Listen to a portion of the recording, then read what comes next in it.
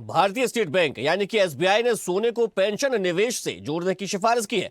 Bank का मानना है कि अगर नेशनल पेंशन सिस्टम में गोल्ड बॉन्ड या गोल्ड आधारित निवेश विकल्प शामिल किए जाए तो पेंशन फंड को अधिक स्थिरता और बेहतर रिटर्न मिल सकता है। एसबीआई ने कहा है कि वरिष्ठ नागरिकों के लिए अलग से गोल्ड इनकम स्कीम शुरू की जानी चाहिए ताकि रिटायरमेंट के बाद उन्हें सुरक्षित और स्थायी आय का स्रोत मिल सके। बैंक ने सुझाव दिया है कि अगर पेंशन फंड का 5 से 10% हिस्सा सोने में निवेश किया जाए तो लगभग 15 से 20 लाख करोड़ रुपए के कुल पेंशन फंड को मजबूती और दीर्घकालिक स्थिरता मिल सकती है। एसबीआई ने सुझाव से कितना फायदा होगा, क्या है एसबीआई के सुझाव, इसी पर देखिए हमारी ये खास रिपोर्ट। फिलहाल एनपीएस का पैसा मुख्य रूप से सरकारी बॉन्ड, इक्विटी और मनी मार्केट इंस्ट्रूमेंट में लगाया जाता है। विशेषज्ञों के मुताबिक सोना लंबे समय में महंगाई से बचाव और मूल्य स्थिरता का एक भरोसेमंद साधन है, इसलिए पेंशन योजनाओं में इसका समावेश फायदेमंद साबित हो सकता है। एसबीआई ने सिंगापुर और कनाडा का उदाहरण देते हुए बताया कि दोनों देशों में गोल्ड निवेश पेंशन रिटर्न को लेकर बेहतर बनाने का एक अहम जरिया है। सिंगापुर में सीपीएफ लाइफ योजना के तहत औसतन 4 से 5% रिटर्न के साथ करीब 28 लाख रुपए तक का रिटायरमेंट फंड बनता है।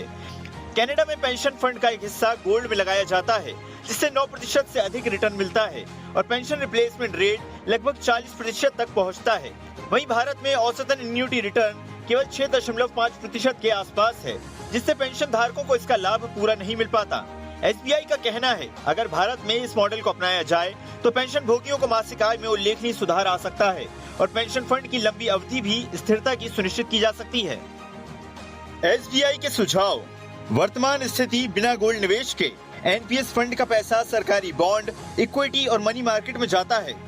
औसतन वार्षिक रिटर्न 8% से 9% के बीच रहता है। रिटायरमेंट के बाद मिलने वाला एन्युटी रिटर्न केवल 6.5% से 7% है। 20 साल तक 50,000 वेतन वाले व्यक्ति को लगभग 19 से 20 लाख मिलेंगे। करीब 7,000 से 8,000 मासिक पेंशन मिलती है। अगर सोने में 5 से 10% निवेश किया जाए, गोल्ड बॉन्ड्स और सोने का दीर्घकालिक औसत रिटर्न 10% से 12% सालाना रहा है।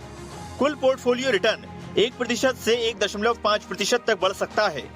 कुल रिटर्न 8% से बढ़कर लगभग 9.5% से 10% तक पहुंच सकता है।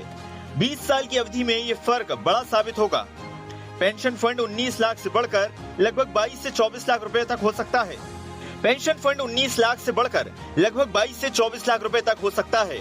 मासिक पेंशन भी 7,000 से 8,000 से बढ़कर 9,000 से 10,000 तक पहुंच सकती है।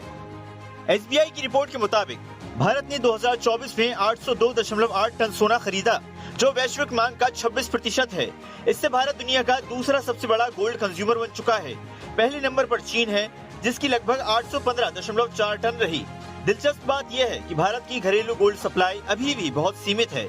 देश की कुल सोने की जरूरतों का करीब 86% हिस्सा आयात के जरिए पूरा होता है। एसबीआई की रिपोर्ट के अनुसार FY25 भारत में सिर्फ 1627 किलोग्राम सोना खुदाई के जरिए निकाला गया, जबकि बाकी सारा सोना बाहर से लाया गया। देखते रहिए स्वदेश न्यूज। अगर आप इस वीडियो को सोशल मीडिया हैंडल फेसबुक या इंस्टाग्राम पर देख रहे हैं तो हमें फॉलो करें। अगर यूट्यूब पर देख रहे हैं तो सब्सक्राइब करें और बेल आइकन दबाना ना भूलें।